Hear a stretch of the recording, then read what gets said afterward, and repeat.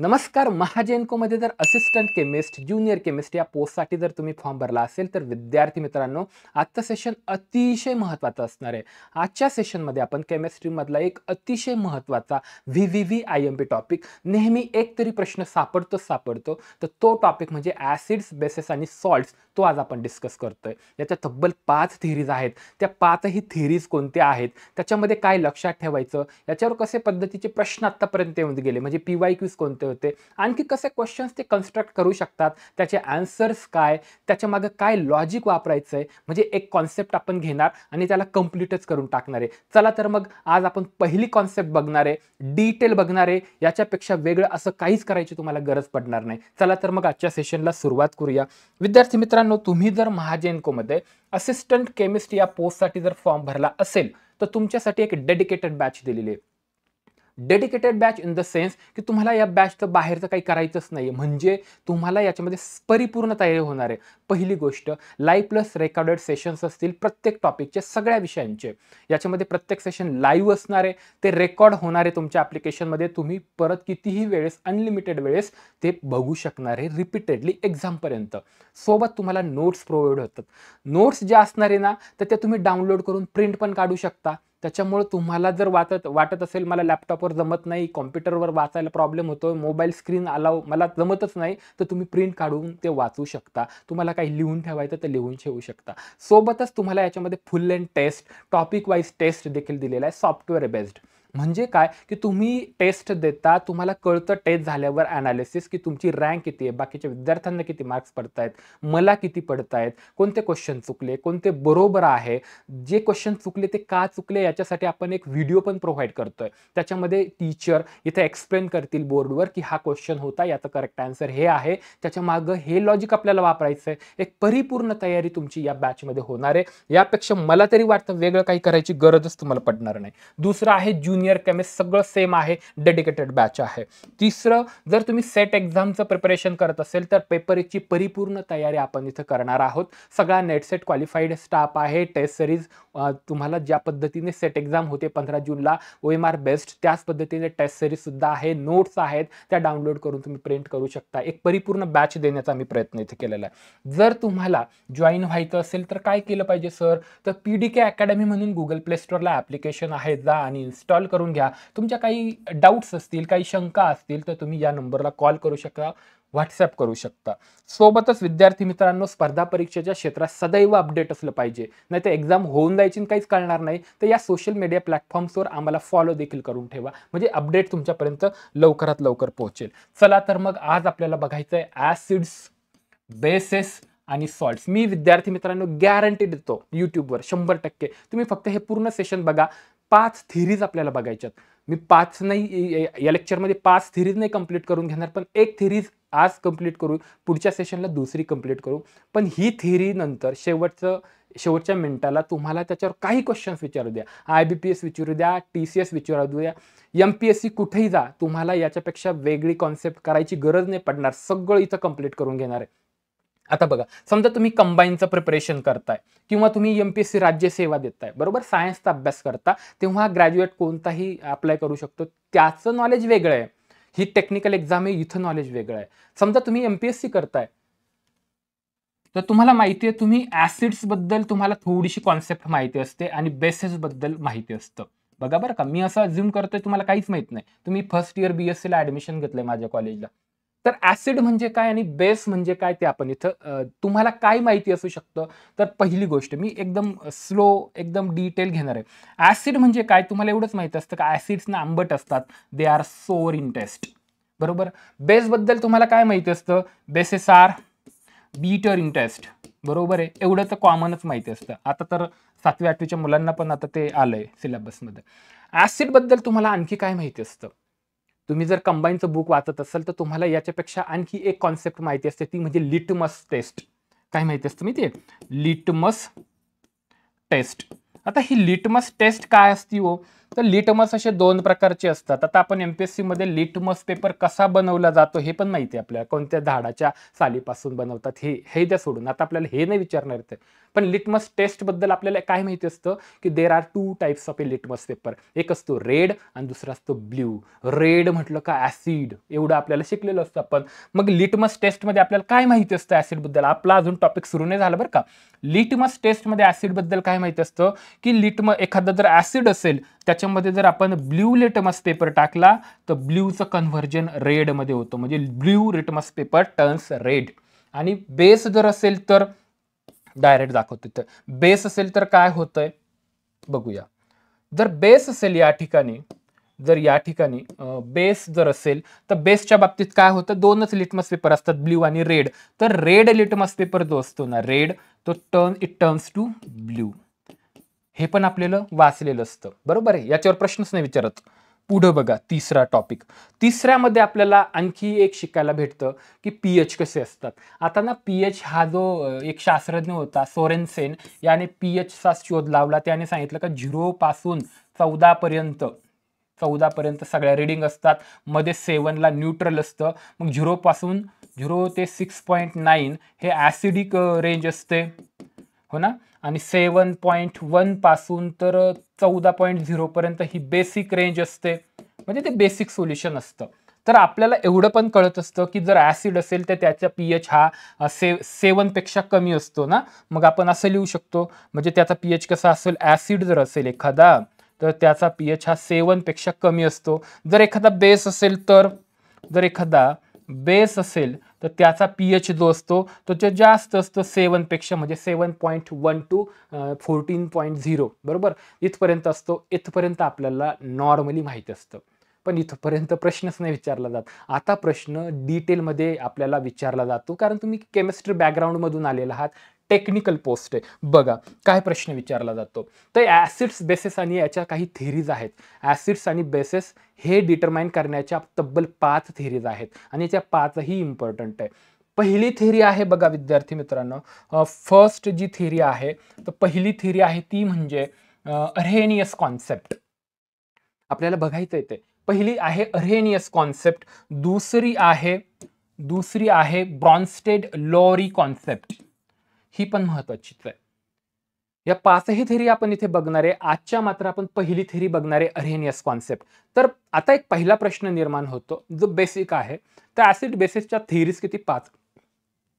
पहिली आहे अर्हेनियस कॉन्सेप्ट, दुसरी आहे ब्रॉन्स्टेड लॉरी कॉन्सेप्ट, तिसरी आहे Lewis concept, fourth Lux Flood concept आणि 5वी आहे सॉल्व्हंट सिस्टीम.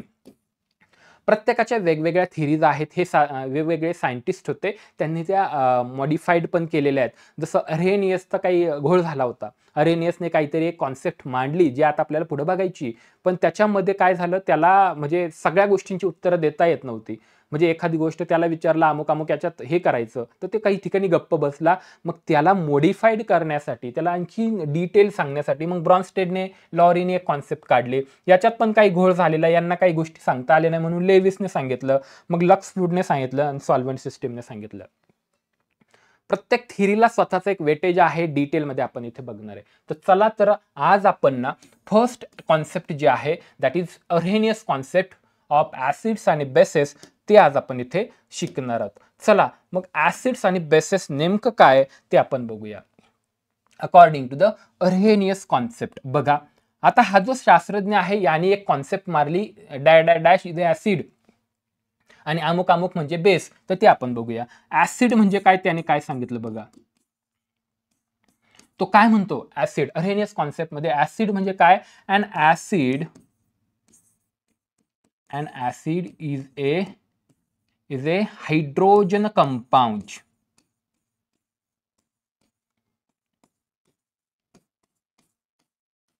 बघा अर्हेनियस काय म्हणतो, an acid is a hydrogen compound. हे एक महत्वाचं बरं का, इथं मी नंतर सांगतो, एकदा डेफिनेशन लिहितो. An acid is a hydrogen compound which gives an acid is a hydrogen compound which gives H plus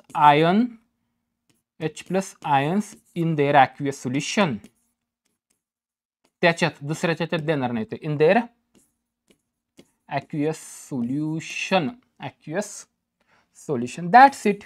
अरेनियसला इतकं ऑब्झर्व झालंय ना की त्याला असं कळलं की अरे बाबा एक अमुक घेतला मी हायड्रोजन कंपाऊंड, तो मी वॉटरमध्ये टाकला. ॲक्वेस सोल्युशन का मतलब होता है वाटर में, बरोबर, वॉटरमध्ये सोल्युबल केलेला. जर त्याने पाण्यामध्ये टाकलं, त्याला कळलं याने H+ दिलाय असं वाटतंय, मग त्याने त्याला ॲसिड म्हटलं. बरोबर आहे. याच्यात काय वर्डिंग लक्षात ठेवायची बघा. याच्यामध्ये सगळ्यात महत्वाची वर्डिंग आहे ती म्हणजे and acid is a hydrogen compound होता ये.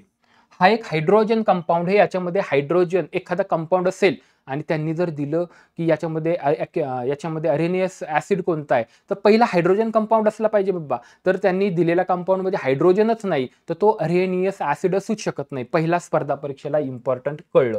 दुसरं काय की जो हायड्रोजन कंपाऊंड असेल तो H+ आयन देणारा असला पाहिजे, which gives H+ ion in there aqueous solution. आणि तिसरा वर्ड ॲक्वियस सोल्युशन. एवढे 3च वर्ड लक्षात ठेवा. अरेनियसने ॲक्वियस सोल्युशन म्हणजे वॉटरमध्ये डिझॉल्व्ह करायला सांगितलंय. जो हायड्रोजन कंपाऊंड आहे त्याच्यामध्ये हायड्रोजन असला पाहिजे आणि त्याने H+ दिला पाहिजे. एवढं असेल तर तो ॲसिड असेल असं त्याने सांगितलं. आता पुढे बघूया बरं. पुढे आपण आणखी डिटेलमध्ये बघू की आणखी काय काय होतंय. ॲसिड बद्दल कळलं, मग याचे एक्झाम्पल्स आपण बघूया. बघा याचे एक्झाम्पल्स काय काय असू शकतात ते आपण डिटेलमध्ये बघू. बघा एक्झाम्पल्स, तर याचे एक्झाम्पल्स काय असू शकतात, तर हायड्रोजन कंपाऊंड असला पाहिजे, H असला पाहिजे त्याच्यामध्ये. आणि एक ट्रिक पण देऊन ठेवतो की अरेनियस ॲसिड तोच असेल ज्याच्यामध्ये हायड्रोजन असेल आणि हायड्रोजन डाव्या बाजूला असेल, म्हणजे तो H+ देईल पुढे जाऊन. जे आता कॅटायन तयार होईल, कॅटायन म्हणजे पॉझिटिव्हली चार्ज फेसेस, मग H असला पाहिजे, मग H डाव्या बाजूला, Cl उजव्या बाजूला. HCl चालेल का? हो, येस, हायड्रोजन कंपाऊंड आहे, डाव्या बाजूला हायड्रोजन आहे. असं प्रत्येक वेळेस होतं का? तर अजिबात नाही होत. प्रत्येक वेळेस असं होईल असं नाही, पण बऱ्याचदा तुम्हाला डाव्या बाजूला हायड्रोजन सापडेल. HCl, आणखी HNO3 बघा डाव्या बाजूला आहे. जो हायड्रोजन कंपाऊंड असणं गरजेचं याच्यामध्ये, त्याने असं इथं कुठे मेन्शन नाही केलेलं का डाव्या बाजूला पाहिजे. मी तुम्हाला ट्रिक दिलेली आहे ती, हायड्रोजन कंपाऊंड असलं पाहिजे. H हायड्रोजन कंपाऊंड आहे, तो H+ देईल ॲक्वियस सोल्युशन मध्ये. पुढे बघू आपण. HCl, HNO3, H2SO4, नंतर आणखी काय असू शकतं सांगा ना. H3PO4, आणखी काय असू शकतं, CH3COOH एक्सेट्रा. याच्यामध्ये सगळे बघा हे ऍसिड्स आहेत का रे अरेनियस कॉन्सेप्टने, तर यस. हायड्रोजन कंपाऊंड आहेत का? सगळीकडे हायड्रोजन आहे. क्लिअर आहे. पुढे H+ देतात का ॲक्वियस सोल्युशन मध्ये, ते आपण आयोनायझेशन करून बघूया. डन. HCl म्हणजे hydrochloric acid, nitric acid, sulphuric acid, phosphoric acid आणि ॲसिटिक ऍसिड. आणखी एक इथं सांगून ठेवतो तुम्हाला मी की याच्यामध्ये ना प्रत्येक ऍसिडला, आता डिटेल मी तुम्हाला बॅचमध्ये सांगेल की प्रत्येक ऍसिडला त्याची बेसिसिटी असते आणि बेसला ऍसिडिटी असते. म्हणजे हा जर याच्यामध्ये एक H+ देत असेल तर तो मोनोबेसिक ऍसिड आहे. हा एक H+ देतो म्हणून हा मोनोबेसिक ऍसिड आहे. हा 2 H+ देतो बघा इथं 2H+ प्लस SO4 ते मी आयोनायझेशन करून दाखवतो. 2 देतो म्हणून याला डायबेसिक ऍसिड म्हणतात. Sulphuric acid is a dibasic acid. Then H3PO4 याला फॉस्फोरिक ऍसिड म्हणतात. 3 H+ देतोय बघा, लगेच कळतं राव, BSc केली आपण याच्यामध्ये. ते 3 H+ देतो, मग याला म्हणायचं ट्रायबेसिक ऍसिड. बेस असतात तर ऍसिडिक, ट्राय ऍसिडिक बेस असं म्हणावं लागतं. इथं बघा CH3COOH हे मोनोबेसिक ऍसिड आहे. क्लिअर आहे. हे आता मला काय कळलं, अरेनियस कॉन्सेप्टनुसार ऍसिड का मतलब क्या होता है, याची डेफिनेशन कळली, त्याचे एक्झाम्पल्स कळले. आता आपण बघूया की यांचं आयोनायझेशन कसं होतं. बघा मी एवढं पुसून टाकतो. त्याचं आयोनायझेशन कसं होईल, या ऍसिडचं आयोनायझेशन. HCl जर घेतलं आपण, HCl घेतला, बरोबर आहे. याचं आयोनायझेशन जर मला करायचं असेल तर अरेनियस काय सांगून गेला, बाबा तुला ॲक्वियस सोल्युशन वापरावं लागेल. म्हणजे ना HCl घे, पाण्यामध्ये टाकावंच लागेल, त्याच्याशिवाय मी सांगणार नाही, तोंडच नाही उघडणार असं अरेनियस म्हणतोय. मग याला जर बघा, जर याला ऍसिड म्हणून घ्यायचं असेल कोणाला रे, HCl ला, तर याला काय करावं लागेल, पाण्यात टाकावं लागेल. मी टाकलं, नंतर काय होतं बघा, याचं आयोनायझेशन होतं. याला रिव्हर्सिबल ॲरो म्हणतो. म्हणजे ना काही काय असतात ना दोन तोंडाचे, इकडून बोलले तिकडे गेले, तिकडून बोलून इकडे आले, याला म्हणायचं रिव्हर्सिबल ॲरो. हे इकडे जातं इकडे येतं, असं फ्लक्च्युएशन होतं, म्हणून रिव्हर्सिबल ॲरो. तर याचं आयोनायझेशन होतं H+ प्लस मध्ये प्लस Cl मायनस. डन. इथंपर्यंत कळलं. म्हणजे याला म्हणायचं आयोनायझेशन. आता HCl ऍसिड हे या नाही according to the Arrhenius concept? Yes, it is an acid. Why? कारण हा हायड्रोजन कंपाउंड आहे. आयोनायझेशन केल्यावर H+ देतो आणि ॲक्वियस सोल्युशन मध्ये देतो. इसके लिए हम क्या कहेंगे? याच्यासाठी या इक्वेशनला काय म्हणणार? Yes, from this equation we can conclude that HCl is an acid. Clear झालं? तुम्हाला मला आणखी H2SO परत दाखवायचं होतं. H2SO4 घ्या.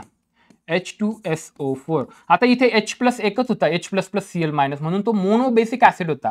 H2SO4 बघा, मला याला पाण्यात टाकावं लागेल, त्यानंतर याला जर ऍसिड व्हायचं असेल तर याला H+ द्यावा लागेल. देतो का नाही बघूया आपण.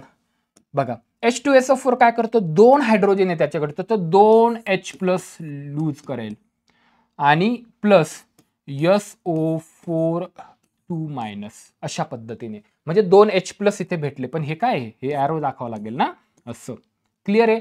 2 H+ दिले, याला म्हणायचं डायबेसिक ऍसिड. क्लिअर आहे? इथंपर्यंत क्लिअर झालं. याला काय म्हणणार आपण? आता 2 H+ दिले म्हणून याला म्हणणार डायबेसिक ऍसिड. अशा पद्धतीने आपल्याला ऍसिड म्हणजे काय according to the Arrhenius concept clear झालं. आणखी आपल्याला अर्हेनियस कॉन्सेप्टमध्ये एक प्रश्न विचारलेला होता. काय रे? कोणता होता? की याच्यामध्ये ॲक्वियस जे आहे, ॲक्वियस याचा काय रोल आहे? तर हा ॲक्वियस म्हणजे काय? वॉटर. वॉटरचा रोल आहे मीडियम म्हणून ते काम करतंय. आयन्ससाठी हे जे आयन्स आहेत ना H+ आणि SO4 2- या आयन्ससाठी ते मीडियम म्हणून काम करतं. त्याला लूज करण्याचं काम ते वॉटर करत असतं. बरोबर आहे? तर वॉटरचं काम कळलं मीडियम म्हणून.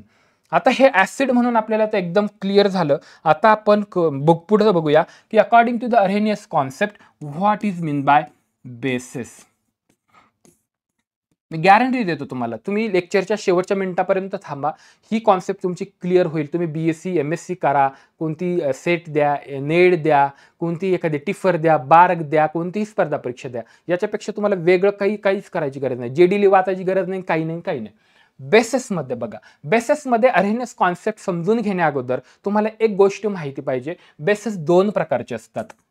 हे पहिला प्रकार आणि हा दुसरा प्रकार. पहिल्या प्रकारामध्ये बघा, पहिल्या प्रकारामध्ये जे बेसेस असे की जे वॉटर सोल्युबल आहेत. म्हणजे ना बघा, एक बेस आहे XYZ, तो वॉटर सोल्युबल आहे. दुसरा एक बेस आहे ABC आणि तो वॉटर सोल्युबल नाहीये, नॉट सोल्युबल इन वॉटर. तो अब देखो, असं जर होत असेल तर अशा वेळेस आपण काय म्हणणार बघा. जर वॉटर सोल्युबल बेस असेल, बेसच हे दोघं पण, हे दोघंही बेस आहेत, पण जर वॉटर सोल्युबल असेल तर त्या बेसला आपण म्हणतो अल्कली. इसे कहेंगे हम अल्कली. आणि जो वॉटर सोल्युबल नाही त्याला मात्र बेसच म्हणायचं. आता अर्हेनियस कडे येऊया. अर्हेनियसने त्याच्या कोणत्याही बुकमध्ये त्याच्या कॉन्सेप्टमध्ये बेस हा शब्द नाही वापरला, त्याने वापरला अल्कली. व्हाय? कारण तो काय म्हणतोय की ऍसिड म्हणजे काय की इन वॉटर सोल्युशन किंवा इन ॲक्वियस सोल्युशन. बेसला पण तो तेच म्हणणार आहे की it is an hydroxide compound which gives OH- ion in there aqueous solution. वॉटरमध्ये सांगतो ना, वॉटर हा शब्द वापरतोय, ॲक्वियस वापरतोय, मग त्याला हेच म्हणायचं की मी तोंड तेव्हाच उघडेल. माफ करा अर्हेनियस, तो म्हणतोय की मी तोंड तेव्हाच उघडेल, मी तेव्हाच सांगेल की जेव्हा तो बेस वॉटर सोल्युबल असेल तर. जर तुम्ही मला विचारलं की एखादा बेस वॉटर सोल्युबल नाही तर तो बेस म्हणायचं का नाही म्हणायचं, तर त्याला काही सांगता येत नव्हतं. त्याने ही पट्टीच बंद करून टाकली, ही रोज बंद केली. मग त्याला सगळ्या बाबतीत वॉटर सोल्युबल म्हणायचंय, त्याने बेस नाही म्हटलं, इथून पुढे अल्कली म्हणायचं. आता एखादा बेस जर वॉटर सोल्युबल आहे इसे हम अल्कली ही कहते हैं. अल्कली लक्षात ठेवा. तर मग आता इथं बेस म्हणून चालणार नाही, कळलं? मग मी म्हणणार what is mean by alkali according to the Arrhenius concept. Arrhenius concept alkali. बघा, अल्कली म्हणजे काय? An alkali. आता इंग्लिशमध्ये माहिती आहे तुम्हाला ए आला, बरोबर? ॲन म्हणजे अल्कली नाही म्हणायचं आपल्याला, an alkali. An alkali is a hydroxide compound. Hydroxide compound which gives OH- ions in, हे महत्वाचं, इन देअर, दोन प्रकारचे माहिती तुम्हाला, THERE आणि THEIR. मी हा वापरला बरं का इथं, मी डिटेल इंग्लिशमध्ये सांगेल इंग्लिश लेक्चरमध्ये. Ions in there aqueous solution. Done आहे. याच्यामध्ये कोणते कोणते वर्ड्स आहेत जे लक्षातच ठेवायचेत, कोणते कोणते, हाइड्रोक्साइड कंपाउंड होना जरूरी है, OH माइनस देना भी जरूरी है, और कहा देंगा, कहा कुठं द्यायचं रे ते, ॲक्युअस सोल्युशन मध्ये, वाटर मध्ये त्याने ते द्यायचं. बरोबर आहे, क्लिअर आहे. याच्यामध्ये बघा, हायड्रॉक्साइड कंपाऊंड असला पाहिजे, OH मायनस दिला पाहिजे, ॲक्युअस सोल्युशन मध्ये दिला पाहिजे. मग मला याचे एक्झाम्पल्स तुम्ही सांगायचे चॅट बॉक्स मध्ये. तर पहिलं एक्झाम्पल, अल्कलीचं फर्स्ट एक्झाम्पल सांगा. एकदम सरळ आहे, जास्त काही लोडच नाही. हायड्रॉक्साइड कंपाऊंड चाहिए, OH असला पाहिजे, शक्यतो तो राईट हँड साईडला असतो, त्याला एनाइन व्हायचं ना म्हणून. मग पहिलं बघा, NaOH, सगळ्यांचं तुमच्या पण डोक्यात आलं होतं ना, KOH. आणखी sodium hydroxide, potassium hydroxide, calcium hydroxide, CaOH twice. तुम्हाला हे कळतं का? इथं मी एक घेतला आणि इथं 2 का घेतले, हे कळलं पाहिजे. पेरियोडिसिटी महत्वाचा टॉपिक आहे, पेरियोडिक टेबल, तिथं ते कळेल. दुसरं मॅग्नेशियम. आता हे दोघं एकाच बिरादरीचे आहेत, एका फॅमिली मेंबर्स आहेत, calcium, magnesium, strontium, barium, radium. मॅग्नेशियमला सुद्धा 2 OH लागणार आहेत, एकट्याने जमत नाही त्याला. Calcium, magnesium. आणखी पण सांगू शकता काय रे, NH4OH. याला काय म्हणायचं, sodium hydroxide, potassium hydroxide, calcium hydroxide, magnesium hydroxide, ammonium hydroxide, NH4OH. सगळे काय झाले, अल्कली झाले. का झाले? कारण ते काय म्हणतोय अरेनियस की हायड्रॉक्साइड कंपाऊंड आहे का, इथं आहे OH, इथे आहे, इथे आहे, इथे आहे, इथे आहे. डन. त्यानंतर हा OH मायनस देतो का नाही, त्याच्यासाठी आयोनायझेशन करून बघू आपण, कुठं, ॲक्वियस सोल्युशन मध्ये. चला मग आपण याचा आयोनायझेशन करून बघूया. डन. याचं आपण आयोनायझेशन करून बघू की होतं की नाही, आणि होत असेल तर त्याने OH मायनस पण दिलेला असलाच पाहिजे. चला बघूया आपण, एक सिंपल घेऊया, NaOH. जर मी NaOH घेतला, त्याला मला पाण्यात टाकावं लागेल, आणि त्याला जर आता अल्कली व्हायचं असेल, त्याला जर अल्कली म्हणून घ्यायचं जर असेल, तर त्याला काय करावं लागेल, त्याला इथं आयोनाइज करावे लागतील OH मायनसला. मग याचा आयोनायझेशन कसं होतं, हा अंतरपाठ तोडावा लागतो. बस ते तुम्हाला कळलं पाहिजे कुठं तोडायचं. Na प्लस OH माइनस, इसने तो OH माइनस रिलीज किया, मतलब ये अल्कली है. तसंच KOH होणार, K प्लस OH मायनस. तसंच NH4OH पण होणार, NH4 plus OH minus. Clear आहे ना? तर याला हे काय झाले, अल्कली झाले. बरोबर आहे, according to the Arrhenius concept. चला पुढे बघूया आपण. नेक्स्ट आहे न्यूट्रलायझेशन. इथे पण प्रश्न विचारलेला होता, म्हणून मी न्यूट्रलायझेशन घेतलं. एकदम सरळ न्यूट्रलायझेशन. ऍसिडने H प्लस दिलाय आणि अल्कलीने OH मायनस दिला, त्यांना न्यूट्रल करून बघू आपण. याने दिला H प्लस, दुसऱ्याने दिला OH मायनस. न्यूट्रलायझेशन रिॲक्शन होईल की नाही, आणि यांच्यापासून काय तयार होईल, वॉटर तयार होईल. आपण एक एक्झाम्पल घेऊन बघूया. ऍसिड घेतला, Arrhenius acid HCl, Arrhenius base म्हणजे अल्कली घेतला NaOH. तर यांच्यापासून ऍसिड प्लस बेस, मी तर काय म्हणतो, इथं मी म्हणतो ना ऍसिड प्लस बेस, तुम्हाला लक्षात राहील.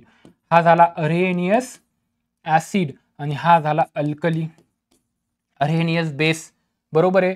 तर यांची जर रिॲक्शन आपण लावली, टक्कर घेतली, तर यांच्यापासून अरेनियस म्हणतो की यांच्यापासून सॉल्ट अँड वॉटर तयार होतं. हे महत्त्वाचं आहे बरं का, इथं प्रश्न विचारला होता, सॉल्ट अँड वॉटर. बघा कसं होतं, याचा H प्लस, याचा OH मायनस, यांच्यापासून तयार झाला H2O इथे प्लस, आणि याचा राहिलेला Na आणि याचा Cl, यांच्यापासून सॉल्ट तयार झालं NaCl. That's it, neutralization according to the Arrhenius concept. ही पण कॉन्सेप्ट लक्षात ठेवा. क्लिअर आहे. आता मी तुम्हाला सांगितलं होतं की एवढ्या थेरी बनवल्याच का, सगळेच एका जागेवर बसले असते तर चाललं नसतं का, सगळ्यांनीच बसून एक थेरी बनवायला पाहिजे. उगा आपल्या डोक्याला ताण करून दिला तर अर्हेनियसने स्वतःची जी थेअरी बनवली त्याच्यामध्ये भरपूर लिमिटेशन्स होतात. 4 लिमिटेशन्स अशा आहेत ज्या आपल्याला पाठ कराव्या लागणार आहेत. आणि बऱ्याचदा काय होतं, कोणतीही स्पर्धा परीक्षा असेल तर चांगलं विचारत नाही, एखादं लिमिटेशन आहे तिथं जास्त विचारलं जातं. मग ते आपण व्यवस्थित बघूया. बघा, अर्हेनियसने पहिली लिमिटेशन काय सांगितली होती बघा. दिस थेअरी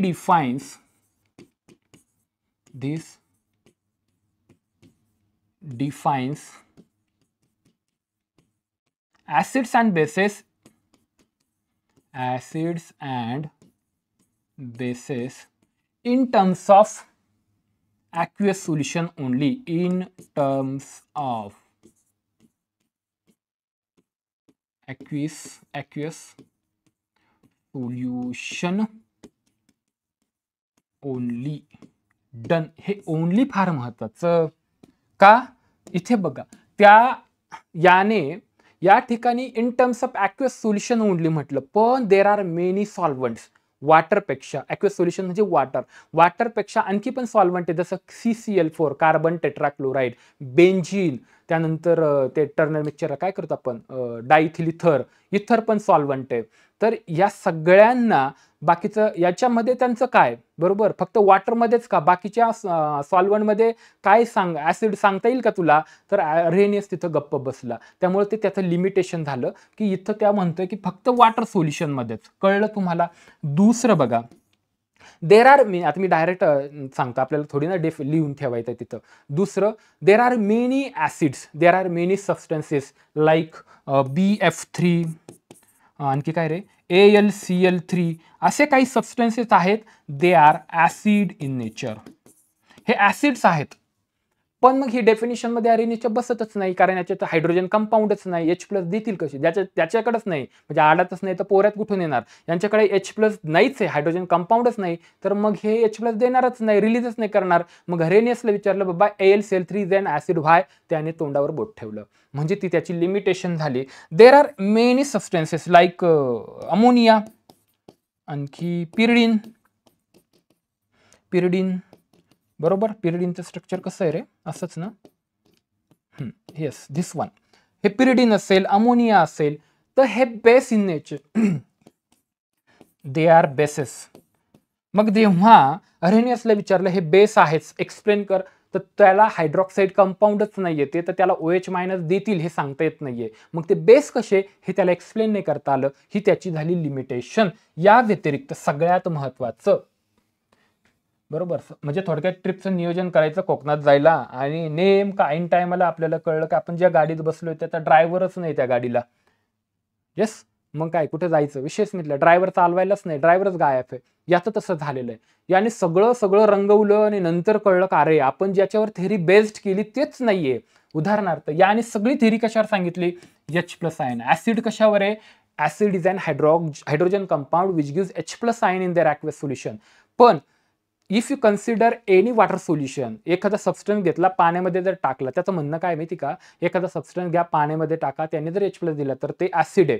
पण म्हणजे तो H+ आयन देईन आणि मग तो ऍसिड म्हणणार आपण. पण इन वॉटर H+ आयन प्रोड्यूसच होत नाही, म्हणजे तो स्टेबलच राहत नाही. म्हणजे if you consider naked H+, there is, म्हणजे थोडक्यात काय म्हणणार, नेकेड किंवा bare H+ ion in water, मला हे सांगायचं, in water does not exist. म्हणजे एक्झिस्टच करत नाही. H+ आयन पाण्यामध्ये एक्झिस्टच करत नाहीये. मग त्याची थेअरी तर H+ वर आहे. म्हणजे तुम्ही म्हणाल कसं नाही एक्झिस्ट कसं नाही करत. जर तुम्ही म्हणता एखादं HCl घेतलं तर तो H+ आयन देईन आणि पाण्यामध्ये दिलं पाहिजे, बरोबर, तुम्ही वॉटर टाकता ना HCl मध्ये, तर यांची लगेच रिॲक्शन होती. ह्या बेअर म्हणजे नेकेड म्हणजे उघडा बरं का, हा H+ आयन एकटा सापडतच नाही, तो वॉटरमध्ये, त्याला थोडं जर कळलं वॉटर आपल्या कॉन्टॅक्टमध्ये आलं तर it forms H3O+ ion, hydronium ion तर तयार होतो. मग जर H+ आयनच नाही तर ते ऍसिडच राहिलं नाही. मग मग H+ आयन देणारा ऍसिड हे सांगताच येत नाही मग, कारण H+ आयनच दिसणार नाही तुम्ही जर त्याला डिटेक्ट केलं तर, कारण तो does not exist in water. Clear आहे, हे त्याचं लिमिटेशन होतं. आता सगळ्यात महत्त्वाचं, आतापर्यंत याच्यावर कसे क्वेश्चन्स बनवले गेले, आणखी कसे बनवली जाऊ शकतात, काय लॉजिक वापरायचं, सगळं लॉजिकच तुमचं इथं डेव्हलप केलं. आता तुम्हाला ना आन्सर्स द्यायचेत. चला पहिला MCQ आपण बघूया. According to the Arrhenius concept, बघा बरं, आणि तुम्हाला मी नेहमी सांगतो की ना कधी पण ना एक टाइम लावूनच पेपर दिला पाहिजे, उगाच भरपूर वेळ देण्यात काहीच पॉईंट नाहीये. 20 सेकंदात साधारणतः स्पर्धा परीक्षेचा आन्सर आलं पाहिजे. बघा बरं,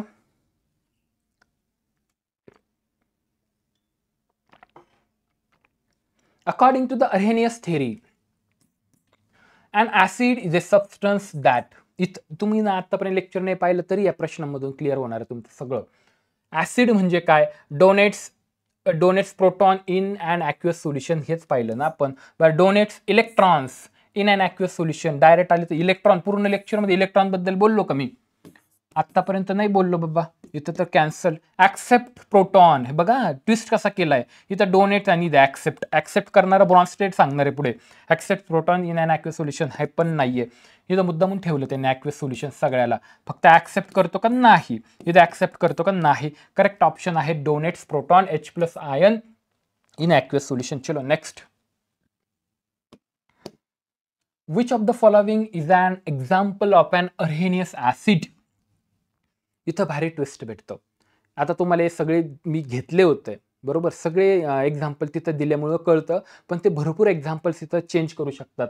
NaOH, H+ आयन आहे का इथे सांगा. हायड्रोजन ऍसिड विचारला ना राव, अरहेनियस ऍसिड विचारलं, हायड्रोजन कंपाऊंड आहे का, हे नाहीये. हे हायड्रोजन कंपाऊंड आहे का, नाहीये. इथं हायड्रोजन कंपाऊंड, इथं हायड्रोजन नका म्हणू, NH3 म्हणजे हायड्रोजन कंपाऊंड. आपल्याला कळलं पाहिजे कोणत्या पद्धतीचा हायड्रोजन कंपाऊंड. जर हायड्रोजन कंपाऊंड असेल तर चेक करायचं H+ देईन का वॉटरमध्ये. मग इथं बघा HCl. तुम्हाला सांगू मी एक्झाम्पल मध्ये सगळं, म्हणजे जेव्हा शिकवत होतो तेव्हाच मी सगळे महत्त्वाचे एक्झाम्पल घेतले, त्याच्यामुळे तुम्हाला इथं जास्त वेळ द्यायची गरजच नाही. HCl is a Arrhenius acid. Clear आहे. अमोनिया इज ए बेस आहे, पण हे बेस अरहेनियसला सांगता आलेला नाही, हे लिमिटेशन आहे त्याचं. अगदी ब्रॉन्स्टेडला पण सांगता येणार नाही, थेट लेविसला कळेल तो. पुढे बघूया. According to the Arrhenius theory, देखो, according to the Arrhenius theory, a base is a substance that donates proton. प्रोटॉनचा काय संबंध होता तिथं, बेस विचारलाय हो ना, म्हणजे OH- देणारा हायड्रॉक्साईड आयन कंपाऊंड असला पाहिजे, मग हे नाही. डोनेट्स इलेक्ट्रॉनचा काही प्रश्नच नाही, म्हणजे तुम्हाला पर्याय कट पण वापरता आला पाहिजे. एलिमिनेशन, इलेक्ट्रॉन जिथं जिथे तर उडवा. आता समजा उदाहरणार्थ तुम्हाला काही माहित नाही, पण तुम्हाला नॉर्मल लेक्चर पाहिलेलं होतं, इलेक्ट्रॉनचा संपला विषय, इथं प्रोटॉन, इथं प्रोटॉन, यांच्या दोघांमध्ये काय बघा, डोनेट्स ऍक्सेप्ट, दोघांमध्ये बघा किती चेंज केला, डोनेट्स प्रोटॉन. आता अरहेनियस थेरीमध्ये बेसमध्ये, अरहेनियस ऍसिडमध्ये H+चा संबंध आहे, बेसमध्ये नाही, मग हे संपलं. मग इथं बघा, produces hydroxide ion OH- in an aqueous solution. This is the correct one. चला पुढे बघूया. सगळ्या टाईपचे सगळे MCQs मी घेतले, जेणेकरून तुमचं इथं कॉन्सेप्ट क्लिअर होईल. काहींना कसं असतं, थेरी आवडत नाही वाचायला, ऐकायला, त्यामुळे ते डायरेक्ट प्रश्नामधून शिकायला भेटावं म्हणून असं पद्धतीने मी सगळे क्वेश्चन घेतले.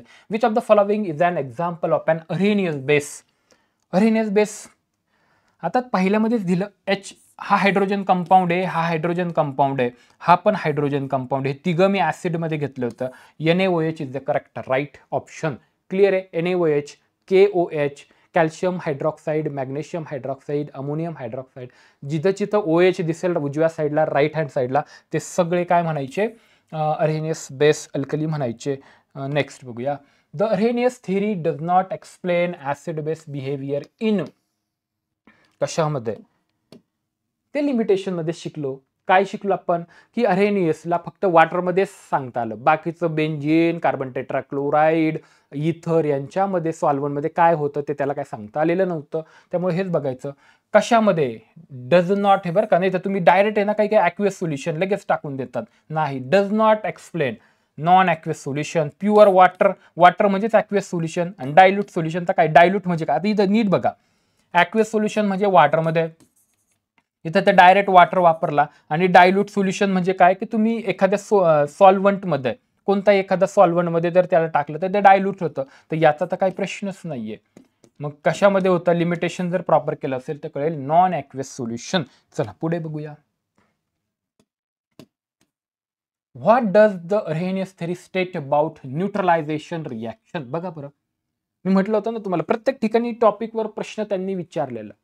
What does the Arrhenius theory state about neutralization reaction. Neutralization मध्ये ते काय म्हणतात, acids and bases react to form only salt. Only salt, काहीच प्रश्न नाही. आपल्याला माहिती आहे ना, acid plus water we get salt, अरे acid plus base we get salt and water.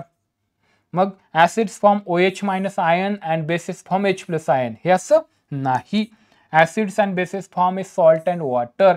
Correct आहे. Acids produces hydroxide ion and base produces hydrogen ions. काय याचा आणि याचा मिनिंग जवळजवळ एकच आहे ना, हो की नाही. फक्त त्यांनी ते हायड्रॉक्साईड आयन म्हणले, द OH मायनस म्हटलं. सो करेक्ट ऑप्शन काय होता रे, बी होता. Acids and bases forms a salt and water when mixed. Correct. Yes. Next MCQ बघा. According to the Arrhenius theory what is the role of water. Role काय वॉटरचा, काय कशाला घेतलं होतं अरहेनियसने इन ऍसिड बेस रिॲक्शन. वॉटरचा रोल काय असतो अरहेनियस थेरीनुसार. आता मी आय थिंक सांगितलं तुम्हाला का त्याचा काय मी मीडियम म्हणून. बघूया कुठं आहे.